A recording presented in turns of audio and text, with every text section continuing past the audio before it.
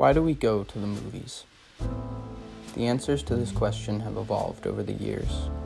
From the golden age of movies when it was an accessible form of entertainment to the masses, through the late 20th century when it became a spectacle with the rise of special effects, and the beginning of the 21st century when studios figured out how to perfect the modern blockbuster, drawing in bigger crowds than ever. People go to the movies for many reasons. They go on dates. They go as kids to experience things they didn't think were possible. I remember when I first saw Star Wars, way back. Late night shows, just like when he'd get out of work.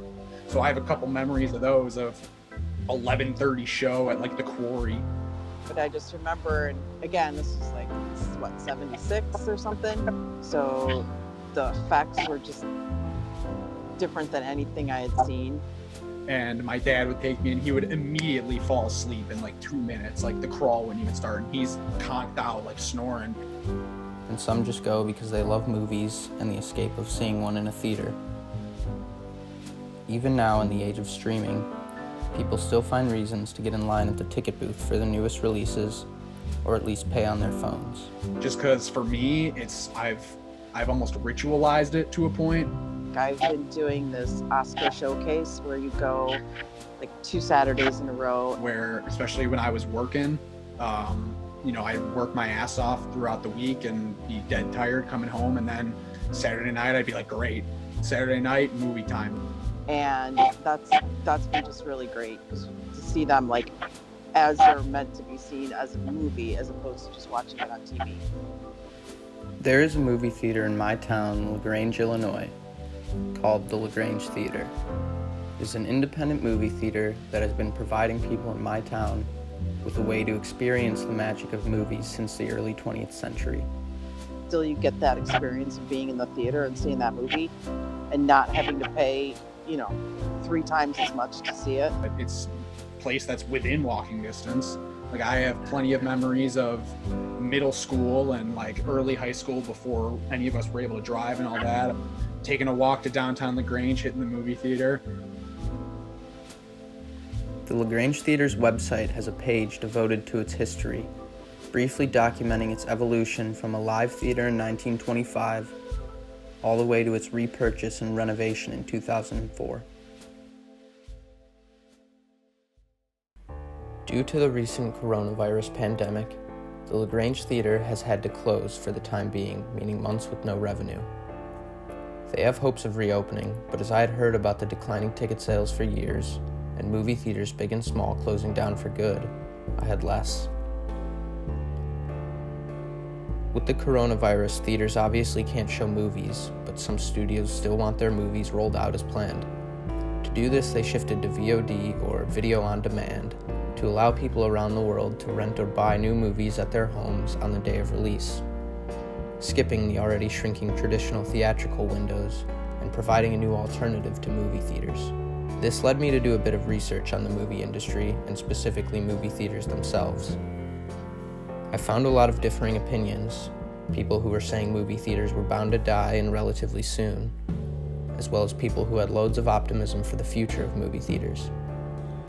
As I wandered through this rabbit hole, I struggled to find a concrete answer, and I felt no better than when I started. According to Matthew Ball, a 2-time digital media executive, this isn't a new issue. Audiences have been shrinking since the early 2000s.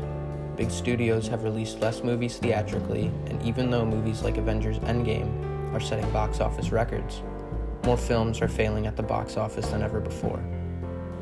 He goes on to discuss other negative trends for theaters before COVID-19, after which he describes problems arising specifically from COVID-19, including permanently lost box office revenue from 2020, theaters losing money from having to shut down for months and not being able to pay expenses, smaller studios losing amounts of money they can't recover from, as well as problems I previously mentioned with new release strategies and going straight to VOD.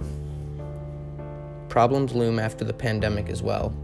One specifically is that theater owners worry that people's fears of being in crowds will not subside when the virus does, and will not go back to theaters when they're reopened. While there are a lot of difficulties facing the movie industry and movie theaters after the pandemic, it is certainly not all bleak. According to CNBC, a lot of studios are still opting to stick with movie theaters and not VOD even with delayed release dates, as theatrical releases simply just mean more money for some movies, especially ones that are supposed to be huge box office hits. There are currently lots of ways to support local theaters, one being websites that are allowing rentals of movies through virtual tickets, where some of the money goes to local theaters of your choice. And while moviegoers seem to be decreasing by the year and going less frequently, there are still, as I found out just by talking to some people close to me, a dedicated number of people who will never stop going to the movie theater as long as there are ones to go to. If in a couple months when things start to try and transition back, and if they tell me, oh, sorry, we're not going to have movie theaters anymore, I'll be pretty bummed. I think some movies have to be seen on the big screen. It'll hit me and I'll be pretty upset about it. Like, I don't know if the majority of the populace is going to feel that way. I would not want to see the movie theaters go away permanently for sure. That would just not be the same. I have decided to hold out hope for my local LaGrange theater, just as its owner has. Movie theaters are more than just a place to watch movies. They're a place where we create memories forever and experience the impossible in ways we couldn't imagine, and movies just wouldn't be the same without them.